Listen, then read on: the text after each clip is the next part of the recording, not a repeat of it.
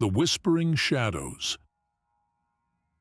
The summer heat had driven the three friends, Lily, Max, and Jacob, into a state of restless boredom. The endless stretch of long, hot days needed an adventure to break the monotony. It was Max, the boldest of the trio, who first proposed exploring the old mansion on the outskirts of their town, a place cloaked in shadow and rumors. "People say it's haunted," Max said, his eyes gleaming with excitement. Lily, always the cautious one, frowned. "What if it's dangerous?" "It's just an old house," Jacob chimed in, always willing to follow wherever Max led. With that, the decision was made. They would brave the dilapidated mansion that night, just to prove they weren't afraid. As the sun dipped below the horizon, casting long, eerie shadows across the land, the three friends crept through the overgrown garden that surrounded the mansion. Vines choked what must have once been a grand entrance, and the windows were dark and empty, like soulless eyes staring out at them. "Are you sure about this?" Lily whispered, her voice trembling.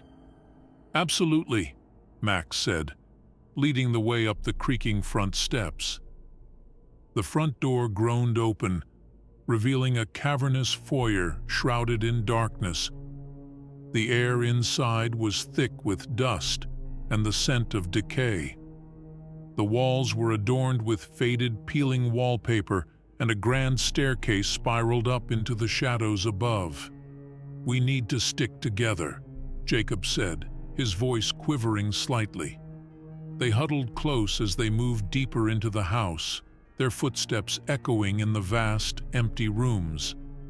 As they explored, they found rooms filled with old, broken furniture and cobwebs. The mansion felt like a forgotten tomb, lost to time and memory. Suddenly, a cold draft swept through the room, extinguishing their flashlight. Lily gasped, clutching Jacob's arm. "It's just the wind," Max said, though his voice betrayed a hint of uncertainty. They continued to explore, eventually finding themselves in a grand parlor. The room was dominated by a massive, ornate fireplace, and above it hung a portrait of a stern-looking man. His eyes seemed to follow them, watching their every move. "Who do you think he was?" Jacob asked, staring at the portrait. "Probably the owner," Max said. "Maybe he left a treasure here." Lily shivered. "Or maybe he's still here." As they delved deeper into the mansion, strange things began to happen. They heard whispers in the dark, soft and unintelligible, like the voices of the dead. Shadows moved just out of sight, flitting across the walls. The air grew colder, and an overwhelming sense of dread settled over them. In the basement, they found an old, locked door. Max, ever curious, managed to pry it open. The door creaked, revealing a hidden room. Inside, the walls were covered in strange symbols, and at the center of the room was a large stone altar. The air was heavy with a sense of malevolence, and the whispering grew louder. "Let's get out of here," Lily said, her voice shaking. But it was too late. The door slammed shut behind them with a deafening bang, and the room plunged into darkness. The whispers grew louder, turning into malevolent laughter. Shadows coalesced around the altar, forming a figure cloaked in darkness. The children screamed, pounding on the door, but it wouldn't budge. The figure moved towards them, its eyes glowing with an unnatural light. "Why have you come here?" a voice echoed, cold and hollow. "We're sorry," Lily cried. "We didn't mean to disturb you." The figure loomed closer, reaching out a skeletal hand. "You have trespassed on sacred ground. Now you must pay the price." Suddenly, the floor beneath them gave way, and they fell into a dark, endless void. They landed in a twisted, nightmarish version of the mansion, where the walls pulsed with a sickly green light and the whispers turned into a cacophony of screams. Desperate and terrified, they ran through the labyrinthine halls, but the mansion seemed to stretch on forever, a never-ending maze of horror. The shadows pursued them relentlessly, their laughter echoing in their ears. Finally, they stumbled into a room that was a mirror image of the one they had found the altar in. At the center was a swirling vortex of darkness. With no other choice, they plunged into it, hoping for an escape.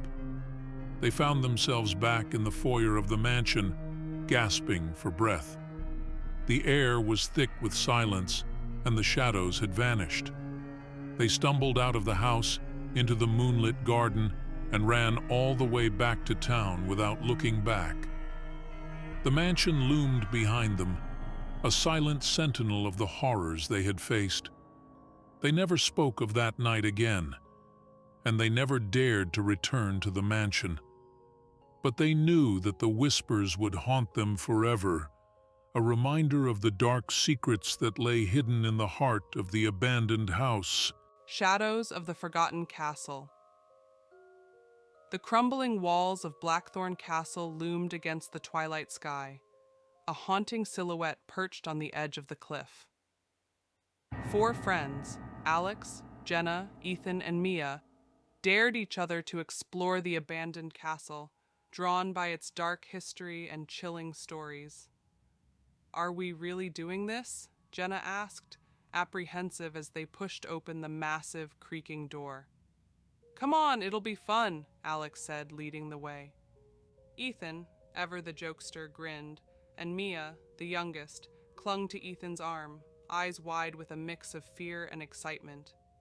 The door groaned shut behind them, the sound echoing through the vast, empty halls. The air was thick with dust and the scent of decay. Their footsteps resonated on the cold stone floor, and the oppressive silence seemed to swallow the sound. As they ventured deeper, shadows danced along the walls. They passed through grand, dilapidated rooms, once majestic, now filled with broken furniture and creeping ivy. "Look at this place," Ethan said, shining his light on an old, tattered tapestry. "It's like something out of a movie." Jenna shivered. "It's creepy. Let's not stay too long." They moved into a large hall where a grand staircase spiraled upwards into darkness.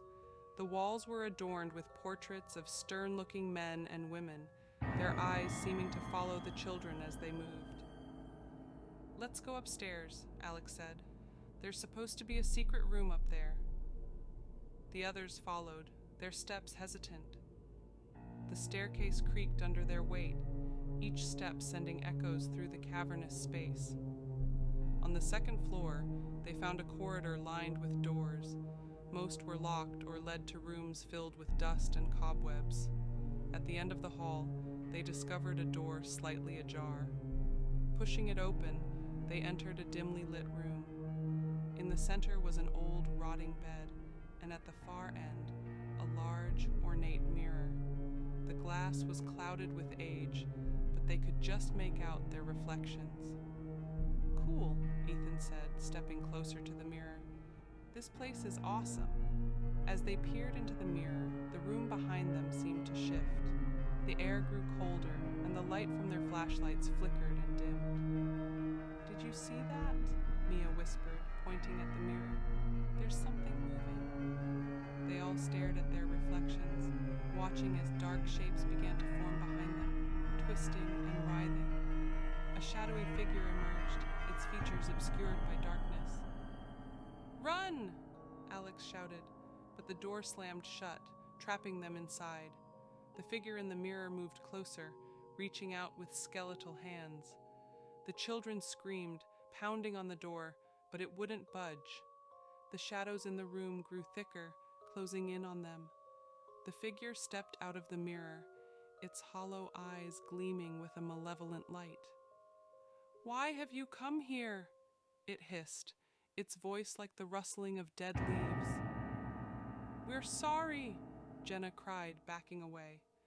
"We didn't mean to disturb you." The figure's face twisted into a grotesque smile. "You have trespassed on sacred ground. Now you must stay." Suddenly the room began to spin, and the children felt themselves being pulled into the mirror. They screamed as they were dragged into a world of darkness and shadows, the cold grip of the figure pulling them into an endless void. When they awoke, they found themselves in a twisted version of the castle, where the walls bled and the floor was covered in a sickly green moss. The air was thick with despair, and the shadows seemed to watch their every move. "We have to find a way out," Alex said, his voice shaking. They wandered through the castle, each room more horrifying than the last. In one, they saw a table set for a feast, but the food was rotten and covered in maggots. In another, they found a room filled with broken toys and the ghostly laughter of children. Every door they opened led them deeper into the nightmare until they stumbled into a room identical to the one they had first entered. The mirror stood at the far end, but now it was shattered, the pieces scattered across the floor. "We have to go through it," Mia said, her voice trembling. "It's the only way out."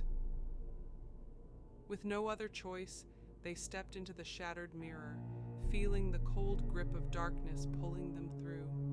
They tumbled out onto the stone floor of the original room, gasping for breath. The door creaked open, and they fled down the stairs, through the halls, and out of the castle. They didn't stop running until they reached the safety of their homes, their hearts pounding with fear. They never spoke of the castle again, but the memory of the shadows and the mirror haunted their dreams. Blackthorn Castle stood silent on the cliff, a dark sentinel watching over the town, its secrets buried deep within its crumbling walls.